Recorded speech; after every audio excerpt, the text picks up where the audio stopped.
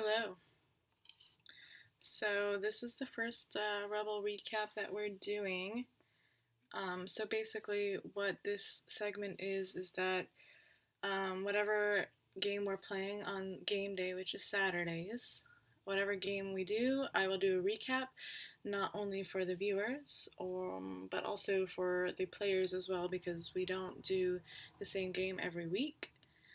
So this is kind of a way to keep all of our minds fresh and have a reference when we come back to it. We are taking a break in November, so it's important that we do this now, so that when we come in December, that I remember all the little details and things that happen. Um, so this is somewhat scripted because I had to write it all out to make sure that I had it all like in my head. And this was an interesting session. I know that the one that we had recorded live kept cutting out, so we don't have the full spectrum of what happened that night, but this hopefully will clarify some of it. A lot of what was cut out wasn't incredibly essential anyway, just some more battles with goblins and things. So that being said, if you are currently playing Lost Mines of Phandelver, this may contain spoilers, so this is probably not the best stream to watch, or I would imagine your DM wouldn't care for you to. So that's the spoiler warning. Alright, so we're gonna go do this then. Alright, so session 9 took place at Cragmaw Castle. The party is Jaxia, the tiefling warlock or sorcerer. Sorry. And then we have Navi, the cleric, Athdara, the druid, Fionala, the rogue, and then they adopted a young abused goblin named Droop, who is in part of their party. So the party wakes up from a very restful sleep. It was about a month and a half since our last game, so that's why I'm saying it's very restful. Around the fire, breakfast was a healthy serving of salted pork and ale. Jaxia, in an effort to mend her broken relationship with Droop, she gave her her very first taste of ale. Droop approves, and it appears that her relationship with Jaxia is much improved. After everyone is done eating, the group approaches Cragmaw Castle in supreme stealth. The rolls were high. They proceed south in an attempt to scout the castle before trouble can even brew. Jaxia senses Droop's hesitation and tells her that she can sit the battle out if she wants to. Unwilling to open up, she decides to go with the group. As they creep around the southwestern tower, a stray arrow flies from an arrow slit directly above them. They all decide that it's not a trap. But Fiona bravely crosses over the rubble to peek at what's behind the wall, and that's when she finds 3 sentry goblins. The group has no problem whatsoever taking them out. After the goblins are dispatched, in a moment of instant regret, Droop moves towards the fallen goblins. She kneels, she starts crying, and rests a hand on the chest of one of the fallen. It takes her a moment, but when she gets her recomposure, she reassumes her bow, says sorry, and takes leave of the group. Navi grabs Droop's arm, but Droop snarls in a way that's unfamiliar to the group. They've never seen her react or act like a typical goblin might, which startles Navi a little bit. So she releases her, but still tries to persuade her to stay. Fiona gives it a go, but fares no better. Athdara gives her a very powerful sentence saying, "You're our family, you stay with us now." Though Droop hesitates, she still remains unwilling to stay with the group. She dashes forward, trying to get away, but Jaxia, as the group's last hope, catches up to her. She tells Droop, and this is paraphrasing, so forgive me, I can't say it nearly as well as Jaxia had, says, "You don't have to stay with us, but we love you and you become part of our family. I know that what you saw was very tough, but that's why I asked you. It's not always like that. You lose friends and you lose family, but you try to stick with the friends that you have because you don't know when you're going to lose them. I want you to stick around, and I know we don't get along, but you've become like a little sister and I want you around." Now, these words actually very much touched Droop. but she just turns to Drexy and says, I have to do this. And after she says the words, Drexy lets her leave. Um, it takes a moment for the group to kind of process what had just happened. But when they do, they head back to the castle and they're ready to take up the attack. Um, so they proceed to the banquet hall, which is where they encounter 8 more goblins. Draxia casts Shatter, which instantly kills every goblin but one. So she killed 7 goblins in one go. It was one of the more dramatic wins for the group so far.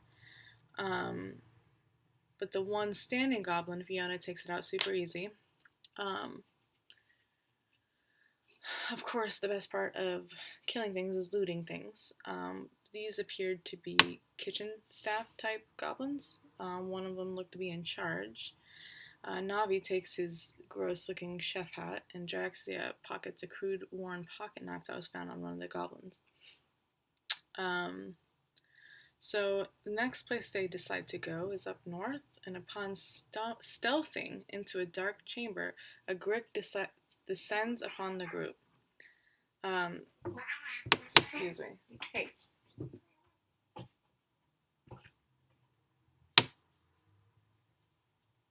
Hey.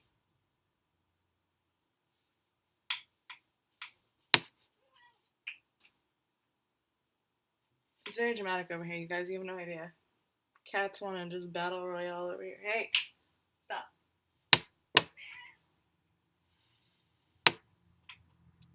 Jeez. Cats, dude. They're like kids. I swear. Sorry about that.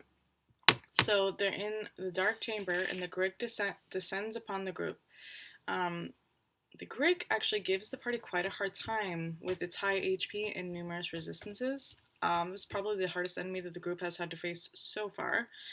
But they do eventually take it down, and they feel damn good doing it. They reap the benefits of killing the extra goblins in the chapel, where they loot valuable tools. And Navi is skilled enough to unearth a mysterious golden elf statuette, which is worth quite a lot of money. They also find Sildar's missing gear and a nice cask of dwarven brandy upon exploring farther into the castle. All of the enemies, like the goblins, have been easy to take out. They're not particularly scared of walking into a bunch of goblins. But then they stumble upon 4 hobgoblins, of whom they've taken surprise. The group this far has not had the opportunity to take on any hobgoblins. The hobgoblins are surprised by them, because though they've heard fighting and scuffling so far, it is pretty common in the castle to hear those things. A lot of them don't necessarily get along. So the noise of fighting didn't give them any red flags. So only having seen 4 of them, it is a quick assumption to think that they won't be very hard to take out. What they weren't counting on is that the hobgoblins have on a lot of heavy armor, therefore putting their AC super high. So they had a hard time actually hitting the hobgoblins to do any damage. So it took a lot of persistence. And they finally got 3 of them down, and there was 1 remaining, who I believe was at half health. So their persistence pays off, and Draxi approaches the last hobgoblin in an attempt at a negotiation, basically asking him to, put his weapon down and to basically parlay. The hobgoblin, I know, baby. Cats. The hobgoblin, thank you, essentially lowers his weapon, but will not, he doesn't speak at all. So Draxia walks over, tries to remove the weapon from him. He doesn't give it up. He basically says, "What's in this for me?" And she tells him, "Your life." And then he responds, "This is my life." So she takes her weapon and arcs upward, catching him by surprise, attacking him, slicing him up. Unfortunately, it wasn't enough to kill him, but the group manages to wipe out all of the hobgoblins. So that is where the session left off. The group still has, the southeastern part of the castle, and then the entire western part of the castle still to do. But they've made progress. They've covered most of the castle at this point. And they've found Sildar's gear, which is a quest that they had been looking to do. Unfortunately, Droop is no longer with them. Sorry, my cat is like ridiculous right now. Yeah, so that is where session 9 concluded. And when we come back in December, we don't have a tentative date yet, but it will be probably early December, either the first week or the second Saturday. But it kind of depends on a lot of other factors, so we'll see. This was a particularly fun session because we had Sarah, who plays Athdara, actually there. She basically Skyped in for the session, and we haven't actually gotten to play with her in, almost 2 months. It's been a really long time. A lot of things have happened, though. She's been in a different country, and I've been having medical problems. So there's a lot of space for there to be no game days and stuff like that. So, yeah. I don't think I have any people live in here. I guess I have my friend. Got my friend Chelsea.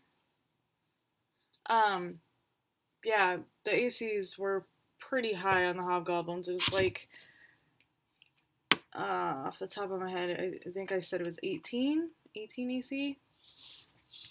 So you have to roll pretty fucking high to get anything done with the hobgoblins. But there's still the rest of the castles, so you never know. There might be some more goblins. There might be other things. Yeah. Any questions at all before I sign off? Yeah. Otherwise, the next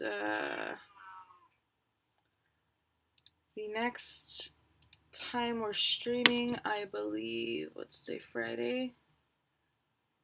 So tomorrow we're doing session 0 for Vampire the Masquerade, which we will not be streaming, but I will be on beforehand at 11 a.m. Pacific time to do the GM study. I can't even talk. Study sesh Saturdays, so I'm still doing that, and then Sunday I'll do a quick stream about the week ahead and what the streams is going to look like, what times, if there's any changes, what the topics are, because Topic Tuesday this week was character backgrounds, how to make character backstories.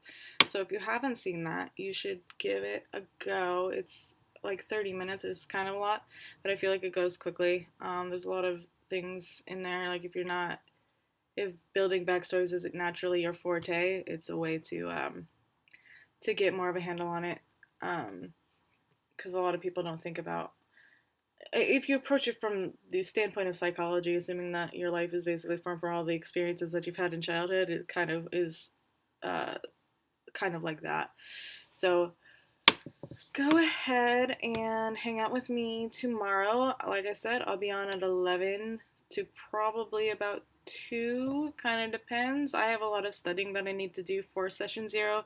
Basically, I'm going to teach them how to play Vampire the Masquerade, and then we're going to do character creation, which takes a while. But it should be fun.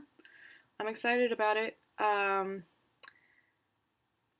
And for those who have not had the pleasure of our channel, we're brand new. We haven't even been streaming for a week, but this is a tabletop role-playing game stream. We are really approachable to new people. That's kind of the goal. I want everyone to feel like they can play Dungeons and Dragons or whatever, Pathfinder. I don't even care what it is. I want it to be kind of inclusive. And if you could give us a follow and show your support for our mission, that would be amazing. You can follow us on social media at all of the this way. What? This way? Yeah, this way. The other way. Wherever I put the social media sites. Like I said, we could really use the support. If you like what we promote, like I said, you could also host us on Twitch, and we are open to hosting like-minded people as well. So feel free to reach out. And that's pretty much where I'm gonna call it for tonight, unless there's any more questions or anything. I suppose. Let's see. All right, thanks for joining. I appreciate it. Hope everybody liked this week's Critical Role because it was insane. Anyway, I hope to see you guys tomorrow. Study sesh. I'll be there. You better be there. All right.